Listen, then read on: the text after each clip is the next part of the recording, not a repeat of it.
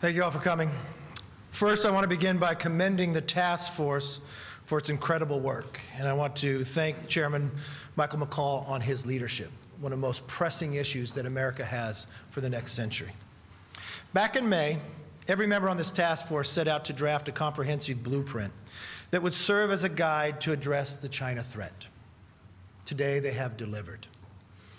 Americans increasingly recognize the danger posed by our dependence on the communist China as a significant threat. One of the effects of all of us that transcends partisan politics.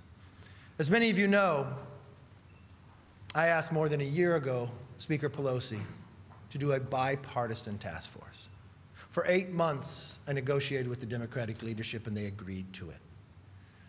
But just the night before it was to be announced, they backed away. Long before COVID, but this is too important. This is not about partisanship. And one of my greatest pride in the China Task Force, more than 60% of all the ideas in here are bipartisan. The way the process worked through, the more than 100 individuals to come to brief, from President Obama's DHS Secretary Jay Johnson, to Secretary of State Mike Pompeo, to former Google CEO Eric Schmidt. It truly achieved something no Congress in history has done before. It is not only the most thorough report on China in the history of the House, it's bold, achievable, and bipartisan. It doesn't just lay out the challenges, it lays out the solutions in legislative form. 1/3 of these solutions have already either passed the House or the Senate. We need to make them become law. When you think of the future of this nation, you want to make sure that the next century is the American century.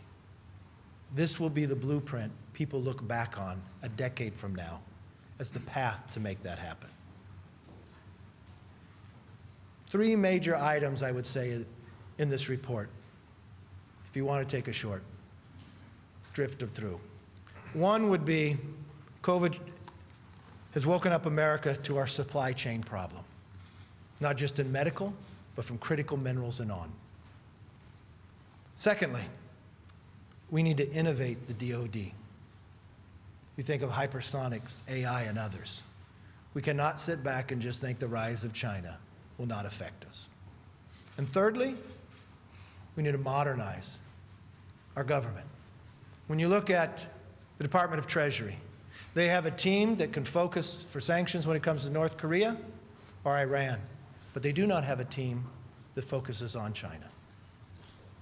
I think these recommendations are one that not only in the House but in the Senate, all of America can get behind, because it focuses on making sure that America continues to stay ahead of the rest of the world. With that, I want to yield to our whip, Steve Scalise. Thank you, Kevin. And I really want to thank the China Task Force for the incredible work that they did to get the facts out. Chairman McCall and all these members you see here that worked incredibly hard to go find the facts about what China did, the role that they played in this pandemic, the cover-ups, lying to the world. When you look at the damage that was done, I remember being in meetings in the White House back in January where Dr. Fauci and other members of President Trump's team wanted to go in. Our top scientists wanted to go to Wuhan to find out what was really going on. Their scientists wanted us to go to China. They wanted us to come in to help them figure out what was going on with this virus. And it was the Chinese Communist Party who stepped in and said, no, we're not going to let anybody in. They corrupted the World Health Organization to the point where WHO was saying it wasn't spread from human to human. We could have had invaluable knowledge about what was going on to save American lives. Lives all around the world would have been saved if China was just honest with everybody else, but they weren't. And so it's critical that we hold China accountable. It's critical that we get the facts, and that's what the China Task Force did. Went and got the facts so that the rest of the world could see what really happened. Why Speaker Pelosi pulled back and would not be a part of this task force is an important question I think ought to be asked to her. Why won't Speaker Pelosi hold China accountable? Well, while they won't, our leader, Kevin McCarthy, said we, as Republicans, will hold China accountable. We all ought to have the facts. The American people want to know what happened as we're working to combat this. Fortunately, President Trump moved forward with things like Operation Warp Speed, where he's getting red tape out of the way so the scientists could go find a vaccine. Just last week, it was announced now the fourth American company, Johnson & Johnson, is on the list to actually get a vaccine in the final stage of the FDA approval process. And hopefully, in the weeks ahead, we get one or more vaccines that actually will help people to prevent them from getting COVID-19, but we still need to hold China accountable, and that's what was done here. One final thing I want to bring up is on the House floor this week. It's disappointing that Speaker Pelosi won't work with House Republicans to get a relief package that helps families and small businesses. This newest HEROES Act 2.0 is no better than the last bill that failed the American people. And Speaker Pelosi's bill that she's going to bring up to the floor maybe today, it's not a bipartisan bill, first of all. It was a very hyper-partisan bill. Billions of dollars of taxpayer money go to people here illegally. But what did Speaker Pelosi cut out from the first HEROES Act?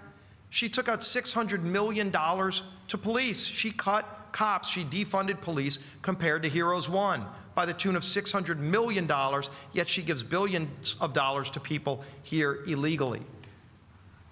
All of the things that you look at in this bill, it's not a bipartisan bill, in fact, it only sets us back further.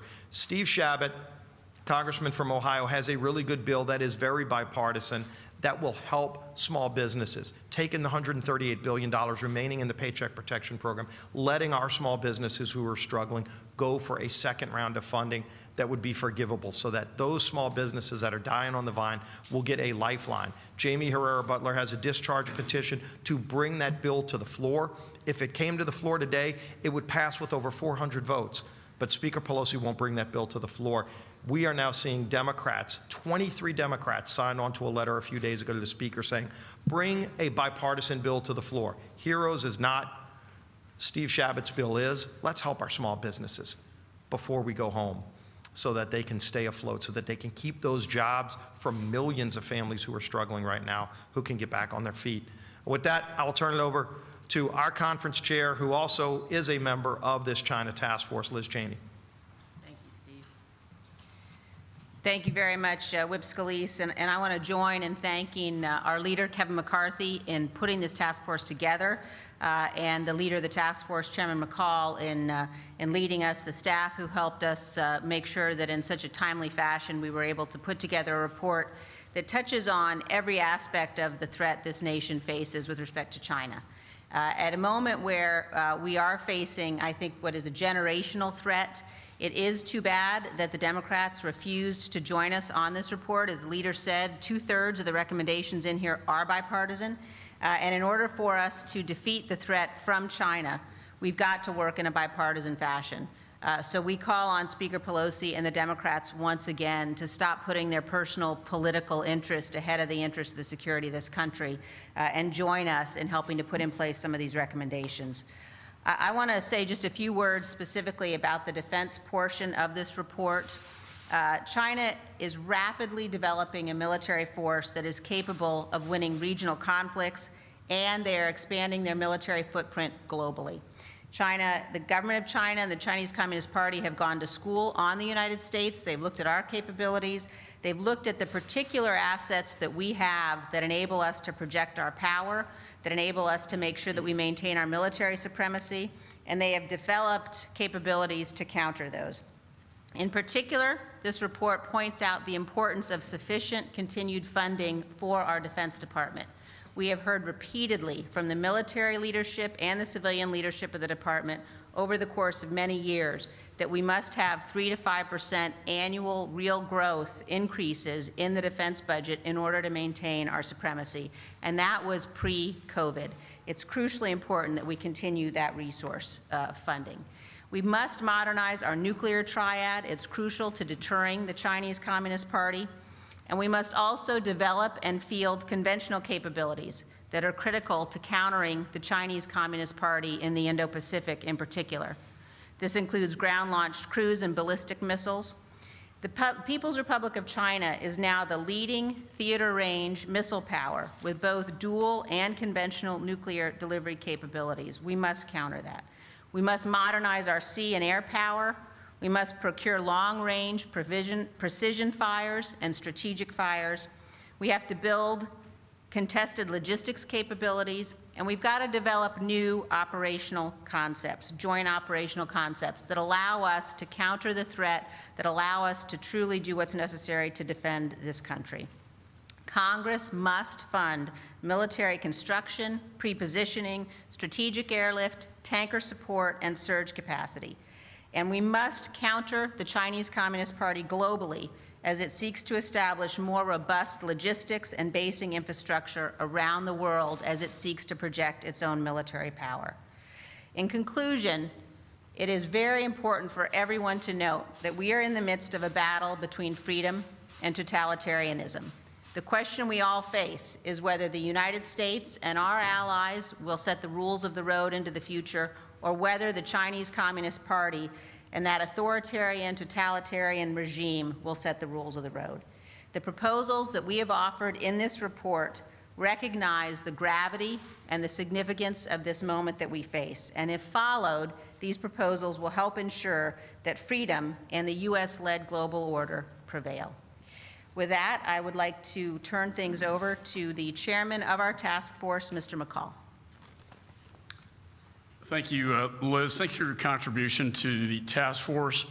I also want to thank Leader McCarthy for standing up the task force, having the vision to deal with the threat that we face today as a nation. It's truly been an honor. As the leader said, this was supposed to be bipartisan. This was a policy exercise, not a political one. And this report will shape our foreign policy towards China for years to come. This is not a Republican or Democrat issue. This is an American issue first and foremost. And I want to thank all the China Task Force members standing up here today from 11 committees of jurisdiction, working together cross-jurisdictionally. It's never an easy thing to do in Congress, but we brought it together and we came up with 400 recommendations, nearly 200 legislative recommendations, and 2/3 of those bipartisan, all in this final report that I have here today. This isn't the first time in my career that I've experienced espionage from the Chinese Communist Party. In 1996, when I was a young federal prosecutor at the Department of Justice Public Integrity Section, there were reports coming in that China was trying to influence our elections. Sound familiar? And I was assigned to the campaign task force and prosecuted the Johnny Chung case. He pled guilty, and then he started to cooperate in what was probably the most fascinating prosecution that a young guy at that time could have had. And that's because the investigation revealed the fact that China Aerospace and the director of Chinese intelligence conspired to obtain military, technology, and satellites from the United States. Long story short, the PRC deposited money in Chung's Hong Kong bank account that he used to then influence a 1996 election. This is not time a foreign power has attempted to influence a presidential election, and it certainly will not be the last. But it gave me great insight into the way the Chinese Communist Party operates so many years ago. It's been 20 years since then. But that story could easily be a headline today, because the threat from Chairman Xi's Chinese Communist Party largely remains the same.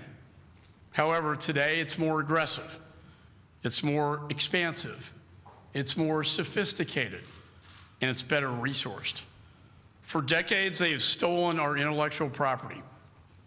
In what NSA Director Admiral Keith Alexander said, one of the largest transfers of wealth in human history. For years and years, we tried to bring the People's Republic of China into the family of nations as a friend, as an ally. But as Secretary Baker recently told me, it just did not work. And recently, the Houston consulate of China was shut down after they got caught stealing biomedical research from MD Anderson in my home state, while at the same time attempting to steal the COVID vaccine, using it as a hub for espionage, stealing our vaccine so they could save the world from the very virus that they brought to the world. That is why this China Task Force report is so important, and it focuses on our foreign policy with the Chinese Communist Party.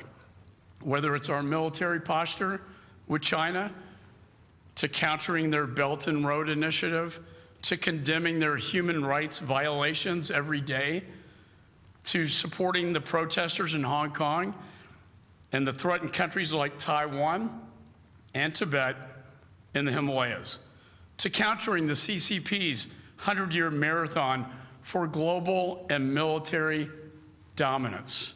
And for decades, the United States and its allies have been asleep at the wheel until COVID-19.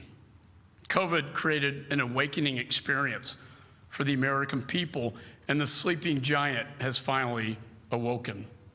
And they took what could have been a local outbreak, as Whip Scalise said, and covered it up and hid the evidence, and it turned into a global pandemic. One of the biggest takeaways from this report has been the vulnerability of our supply chain with China. When the United States and our allies called for an independent investigation into the origins of the pandemic, the CCP weaponized their control of the supply chain, threatening to withhold vital supplies from the United States. We must protect our critical supply, including medical supply chains and important technologies like advanced semiconductor chips. And that's why we focused a big part of this report on how we can protect our critical supply chains, including medical supplies and important future technologies. We must take steps to protect these critical supply chains. We simply cannot afford to wait any longer. Our national security depends on it. The Chinese Communist Party is the greatest long-term threat to the interests of the United States of America. You know, my father's generation fought in World War II. I grew up in the Cold War. My children, they experienced 9/11, and most of us in this room did. But now the greatest challenge for this generation is the Chinese Communist Party. It is a generational struggle. And this is a generational document that will guide the Congress for many years to come. So again, I want to thank Leader McCarthy, who worked so hard on this. I really want to thank the ranking members of all the committees of jurisdiction, and I want to thank the members of the task force for their very hard work over the last several months to put this together on time. And I want to thank the staff that worked tirelessly over the weekends and late at night, even as late as last night. Caroline Campbell was working till probably 3 o'clock in the morning to get this thing done. Thanks to all the staff. This is a true appeal to the patriotism of American businesses and Americans across this country to wake up to the Chinese Communist Party. And with that, I yield back. Thank you, Michael. I do want to thank the staff. I want to thank, when you look at these members, you might see faces, but you don't know their expertise. You have those that have served in combat, those who are experts in healthcare, those who are expert in trade or financial services. We combined them all together. And behind are another of other members who helped as well, from all the 11 jurisdictions, the ranking members of their committees as well, working together as one. And I also want to thank people who are not here. Those Americans across this nation, be it in business, be it in former government, from serving in the Obama administration to Republican administration, for being a part of this task force, for providing us the information of your knowledge, providing us your recommendations. And this group as a whole, the work that they were able to do to serve all this nation and all the members. Everybody in Congress will be able to get this report. And it's not something that you can or should just read. It's actually action items, legislation that can pass, legislation that will make us stronger, safer, and have a much brighter and prosperous future. With that, I'm going to open it up for questions. I know everybody can't fit in the room, so I'm going to start with Zoom. And I know there might be a little pause from a technical point of view, but if we could have our first question by Zoom. And I've got a lot of expertise here. So. As a reminder, if you'd like to ask a question, please tap the moderator directly. Our first question comes from Joe Lee from Voice of America. Joe, your line is now open. Hi, thank you for doing this. This is Julie from Voice of America. I'd like to ask you about a question a little bit related to North Korea. One of the areas that the U.S. needs to cooperate with China is North Korea. Do you still believe that this is a valid idea that U.S. still needs to work closely with China on the nuclear front in terms of North Korea? And is this issue included in this report? The first question is, yes, I do believe it's important, not just with China, but with the rest of the world should work together on the nuclear threat of North Korea. This administration, the Trump administration, has prioritized that. We've been able to shrink the number of tests that have gone forward. I think we're closer to getting there, but everybody must work together, not just China themselves, but I believe it is very important. Do you want to touch on in the report itself? Yeah, we talk a lot in the report, and let me thank Voice of America for translating the origins of COVID-19 into Mandarin, penetrating the Chinese firewall, getting it to mainland China so that the people of China could actually read the truth about their government. And this report went viral. President Xi's spokesman condemned the task force and the report itself. In fact, they dedicated an hour-long CGTN television propaganda piece debunking this report because they know it's true, and they fear their own people more than anything. And so I want to thank Voice of America for that.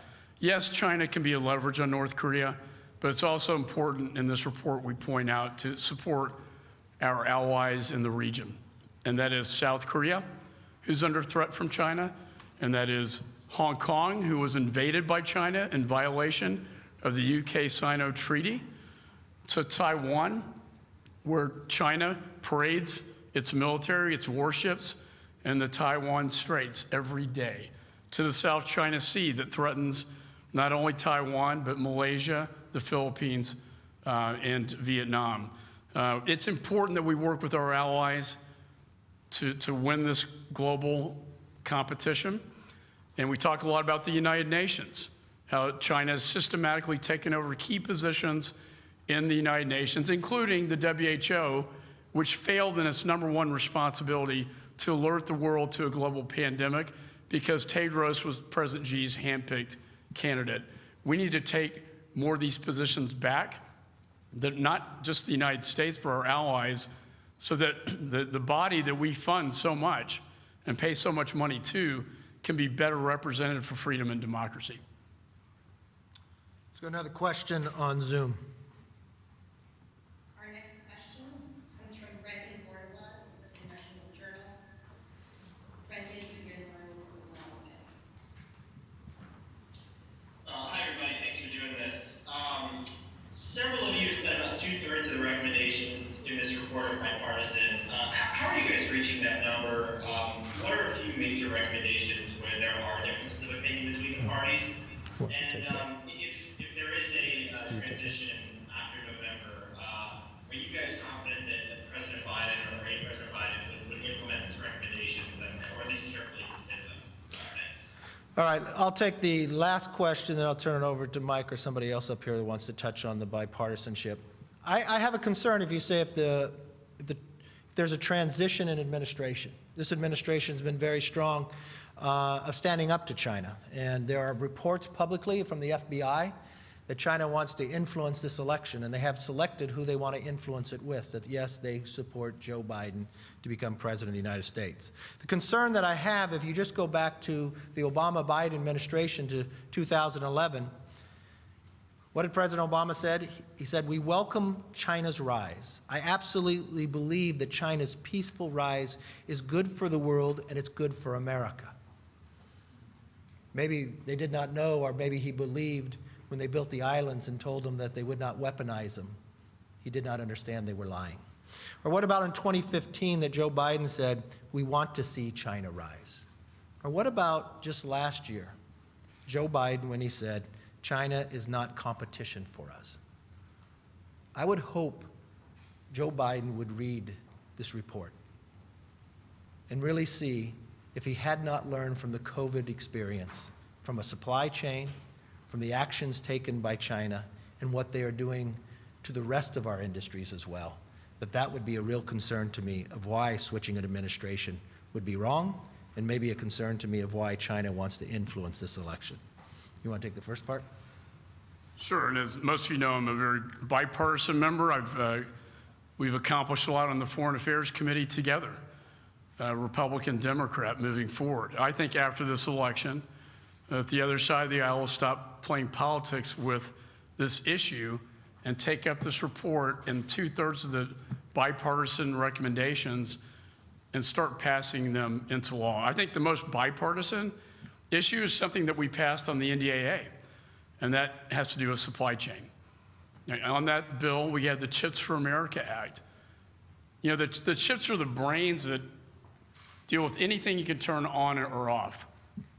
Everything from your toasters to fighter jets. These advanced semiconductor chips are critical to our national security. And so we worked across the aisle in the House, and Senator Cornyn with Senator Warner, and me with Doris Matsui to get that language on the National Defense Authorization Bill.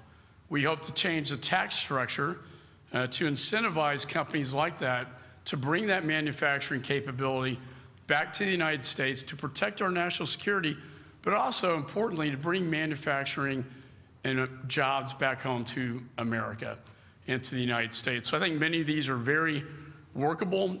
I think after the election, when everybody calms down and the politics subsides, we'll have a time to pass it. I don't know if any of the members have any. Well, I just would highlight a couple things in the report that illustrate how bipartisan this issue is and where I think we have an opportunity to build the foundation of a bipartisan foreign policy. So, for example, in the report, you'll find an endorsement of the Networks Act, which would be the most comprehensive and tough sanctions regime against the Chinese Communist Party, particularly for what it's doing to back state-owned telecommunications companies, Huawei. And that's a bill that not only has the co-sponsorship of hawkish members like Liz Cheney, but also Ruben Gallego in the House, Chrissy Houlihan, and Chuck Schumer in the Senate. So I don't know another issue in American politics that unites me and Chuck Schumer as closely as countering the Chinese Communist Party, as well as you'll see at least 15 recommendations in there that are related to cyber and the work we did in a bipartisan fashion on the Cyberspace Solarium Commission that I co-chaired with Senator Angus King, an independent from Maine. For example, mandating continuity of the economy planning so that we're prepared for a massive cyber attack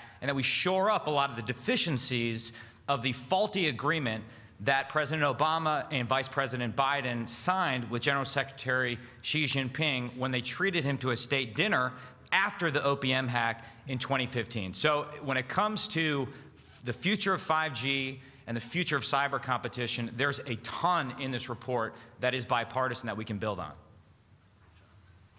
Thank you, Mike. Next question on Zoom. Thank you. There are no other virtual questions in the queue at this time. Yes, ma'am. Thanks for taking my question. As you know, there are people still dying from the coronavirus.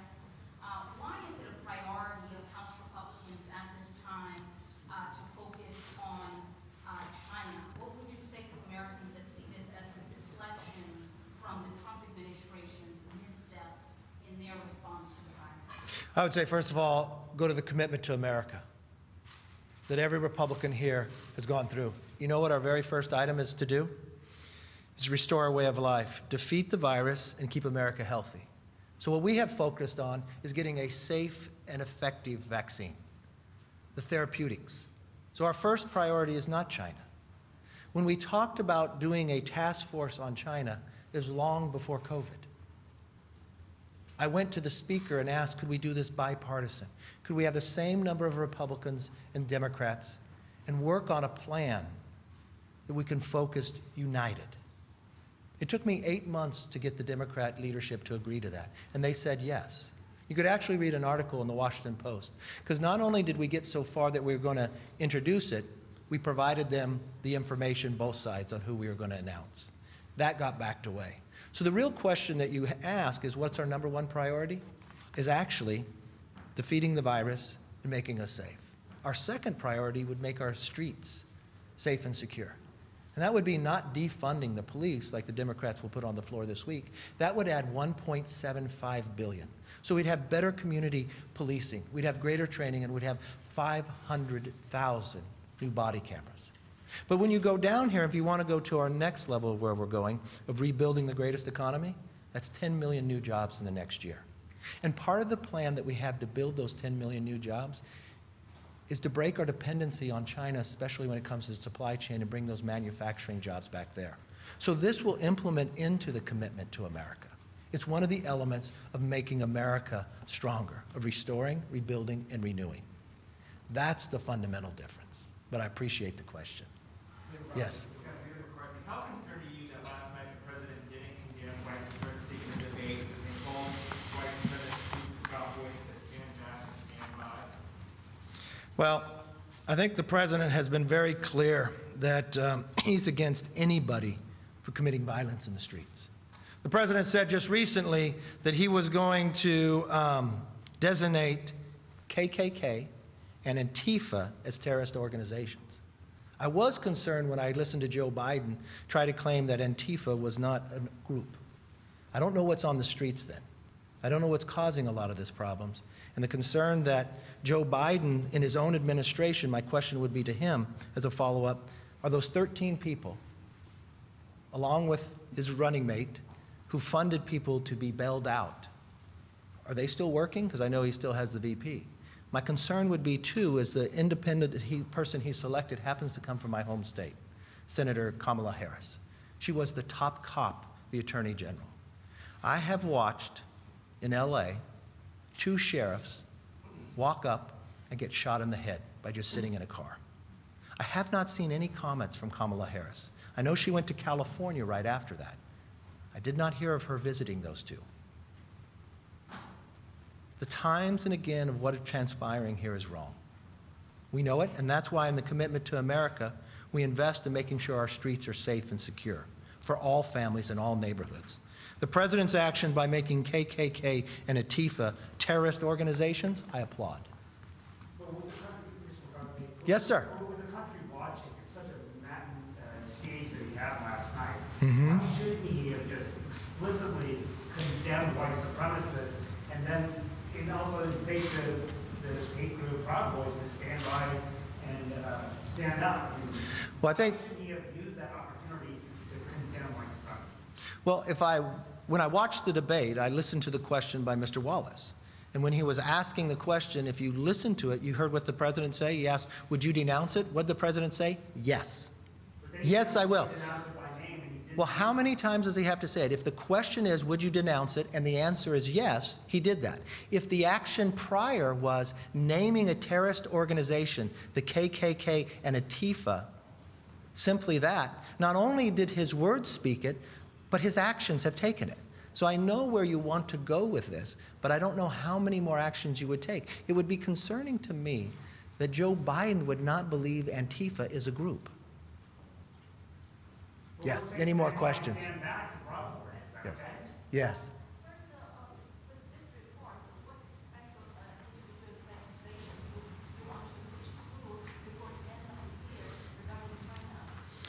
You know, there are a number of bills, like 1/3 of them, that either passed the House or the Senate. I have a real concern inside the House, not just not having the task force, but there are a number of bills in the Senate that have moved over to the House that haven't been brought up. Now, I have a number of members here who have worked a great deal. I'd like them to come up because they have made a lot of contributions here on different bills that they would think would be appropriate in this Congress to get through to. Anybody who would like to? Let's go. Andy Barr first.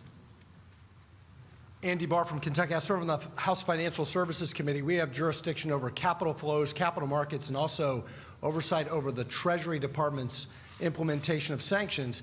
And when we talk about how bipartisan the recommendations are, one would be a Brad Sherman bill in the Financial Services Committee that is a mirror image of the legislation that passed the Senate, Senator Kennedy's bill, that would level the playing field and protect American investors from Chinese companies listed on U.S. exchanges that do not have the same accounting oversight. And so we want to protect investors and also prevent Chinese state-owned enterprises from accessing our capital markets to benefit China's military-civil fusion. Another example is the Otto Warmbier North Korea Nuclear Sanctions Act. Yes, we need to cooperate with China to counter North Korean aggression, but you have to understand that the Chinese Communist Party is helping Pyongyang circumvent international sanctions, and we passed in the NDAA in a major bipartisan way the toughest economic sanctions ever directed at North Korea, with secondary sanctions against Chinese banks that are facilitating illicit finance of North Korea. So a couple of examples of bipartisan legislation in this report. Let me call up Chris Stewart, who serves on appropriations, also on the Intel Committee, and also holds the record for his time of, was it the B2? Around the B1 around the world, the fastest. Thank you, Kevin. Again, I'm representing or speaking mostly from my experience as a member of the House Intelligence Committee. The focus of this report in that area centers on things like hypersonics, artificial intelligence, and overlaying over the battlefield some of the defensive systems, both regarding cyber and actually kinetic weapons on the battlefield. These are the types of things that there is broad bipartisan support that we think should be and will be included in things like NDAA and IAA. And by the way, if you're talking about this report and your questions focus on the bipartisan nature of this, for heaven's sakes, is there anything that could be more bipartisan than this? Who doesn't agree that China is a threat to the future of our children? Who isn't willing to say that? I don't know anyone who isn't. Well, I think we've indicated there are some who are reluctant, but most of us understand that.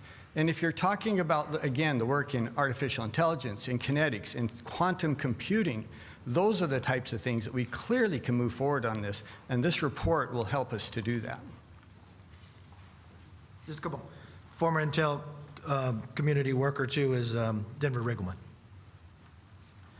Thanks, and it's good to have a fellow B1 guy up here with me. It's fantastic. But there's other things we can do besides legislation. If you look at pages 80 to 83 on the report, it's not just the fact that we're working hypersonics, we're working quantum computing, but it's the economic intelligence that we have to start as a discipline in the United States Congress, because it's really about the cascading effects of how that investment works. So when you see up here like former intelligence officers, everybody up here that has incredible expertise, I know we talked about COVID, but we can walk and chew gum at the same time. So what we have to do is we have to look at the Chinese threat from an economic battle space also, and also in space and what we're doing there. And that's what's incredible about this. It's not just the incredible legislation in a bipartisan way we have. We can use organizations like the Export-Import Bank and the Development and Finance Corporation and start looking at Chinese economic encirclement and actually direct our defense spending, our intelligence spending, and our infrastructure spending so that we can stop the encirclement that's going on in China and the Belt and Road Initiative. So it's not just the legislation that we can have, it's the money that we already have in our coffers, and it's the ability to use this report in order as a timeline, but also as a strategy to go after. And I'll tell you this, I think what we have up here with this group, and when you heard Chris Stewart, you hear the leader, and you hear people like Mike Gallagher, is that we have the opportunity right now to address this problem. That's why it's so bipartisan. That's why it's so important. And as an intelligence officer, a former intelligence officer, this policy document might seem boring to some people, but this is like the diehard of policy documents for geeks. So I think that's why people need to actually dive into this and make sure that they read this, and that's why I'm so proud to be on this task force. But there's things we can do outside of legislation with the groups we have now. And I think you need to look at the executive order from President Trump of May, right, May of 2020, when it comes to the DFC and actually how we can combat economic encirclement by the Chinese. Thank you. Let's all have former Green Beret, Congressman Waltz. I just wanted to come back to your question on COVID. One of the bipartisan recommendations we have on here that we're trying to move through the defense bill has to do with our pharmaceuticals. Bipartisan in the Senate, we're moving it, we're trying to move it through the defense bill that, look, we've lost the ability, whether it's our antibiotics, whether it's oncology medicines, we've lost the ability to produce those pharmaceuticals domestically. And when you have a state spokesman from the Chinese Communist Party suggesting that maybe they withhold the raw ingredients and withhold those drugs from all Americans in the midst of a pandemic, I think that's absolutely the time that we need to look at how we onshore that manufacturing again. So this is absolutely relevant to what's going on in Corona. It's relevant to every American and all of our constituents. And these are bipartisan bills that truly should be moving through the House. The other piece, don't just take this from us. Look at President Xi's actual speeches, not the state translation, but the actual translation where he talks about a new world order where China calls the shots and the United States and our free world allies do not. That is something that we absolutely have to address now. How are they getting to the top to be the new dominant world order? Through technology. And they're stealing their way to the top through cyber, as Representative Gallagher mentioned, through our universities. We've had arrests now at Harvard, University of Texas, Texas A&M, Emory, University of Florida, Ohio State. This is just the tip of the iceberg of what the Chinese have done to infiltrate our academic institutions, and then finally they're buying it. And they're buying up key technologies through mergers and acquisitions, and we need to begin rethinking this in our financial sector as well. So look, this is a whole of government, whole of society effort and competition that we're in that we cannot afford to lose for our children and grandchildren. It's my honor, thank you, Leader, to be a part of it. I want to thank all the members for their participation. This will not be the last you hear of this. This will be the bedrock. Yes, one more. First and second February presented that they put one more try, serious try on the stimulus bill before everybody sees. Are you behind, because you get your caucus behind the 1.6 billion? One thing I know, we would like, oh, I'm sorry. We would like to see a COVID relief bill, one that is bipartisan. Unfortunately, having done 4 of these relief bills, there's always seems to be a common denominator. When Speaker Pelosi gets involved, it always gets delayed. And in this last COVID relief bill that we've been trying to do, she's been the driving force behind it, and really the driving force of not having it happen. She told us in August we would not leave until we got one done, but she sent everybody home. She called us back during August for an emergency of the post office. The House Republicans actually proposed the only ability that we have in an MTR to move forward on some COVID relief. The Democrats voted it down. Again, when we look at what Nancy Pelosi is proposing today, it's simply the HEROES Act that's already failed. It still talks about marijuana more than it talks about jobs. The only deduction that they have is $600 million cutting of the police force when the streets are less safe today than they were before. So I do too. I do too. It's unfortunately. It's easy to answer. The answer is I want to have a bipartisan bill. I want to come to an agreement. I am more than willing to sit down and make sure we get one. Unfortunately, the Speaker will not move. That is why we have a discharge petition on the floor right now. Because of the Speaker's action, that is why she has 23 members of her own party warning her that they will sign the discharge petition for PPP. The fundamental part of what we actually proposed to make sure that people would keep their jobs, that small businesses would stay open. Remember history here, the very short history. When we did our first CARES bill, that Sunday when we came back in, what did Speaker Pelosi do? She blew up what even Schumer said he was agreeing to the day before and waited another week. After we got that passed and she got more money for the Kennedy Center, the only reason why she held it, then we were running out of money because it was so successful to help these small businesses pay their rent and pay their employees, that the Treasury Secretary asked not to change any legislative body, but to actually have more money put in. She famously, that late night in front of the refrigerator, told the nation no, and delayed it even further, so more people were laid off. Each time we have tried to do this, she has stepped in to delay the process. There might be many reasons why she thinks that's smart. Maybe it's a political reason, but it's not smart for the people who are unemployed. Even her own number 2 said $600 on the unemployment extra, that is $15 an hour extra of what's being paid, is not a red line, and that people should actually change that. But she made it a red line to make it not happen. There are times and again that she has denied this from moving forward. So when Treasury Secretary Mnuchin puts forth a plan that it could be bipartisan, we would seriously be able to look at that and make sure we move forward. But if Nancy Pelosi continues to run forward, it's not a $2.2 trillion bill. It's the exact same bill that she had before. All she does is put these fundamental cliffs in that it still goes out to 2.6. She's not serious about it.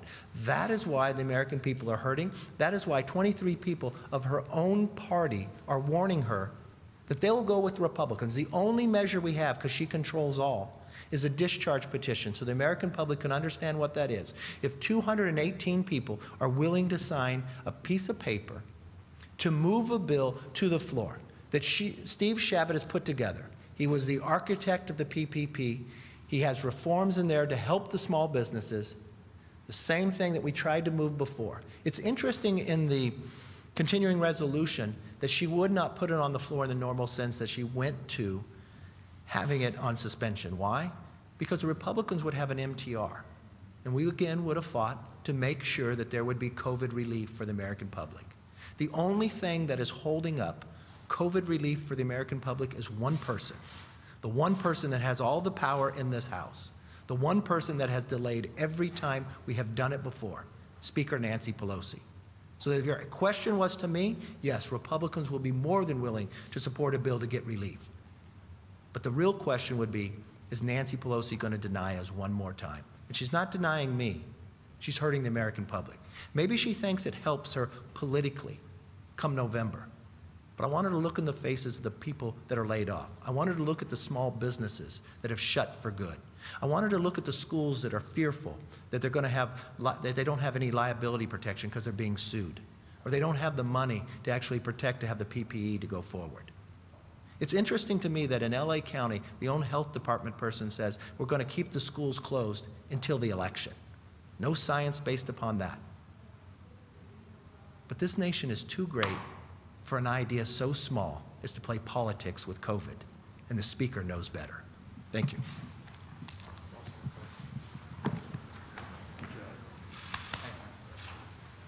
Nice job, buddy.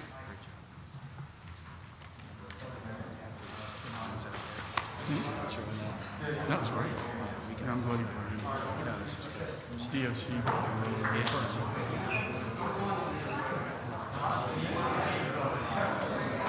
Yeah.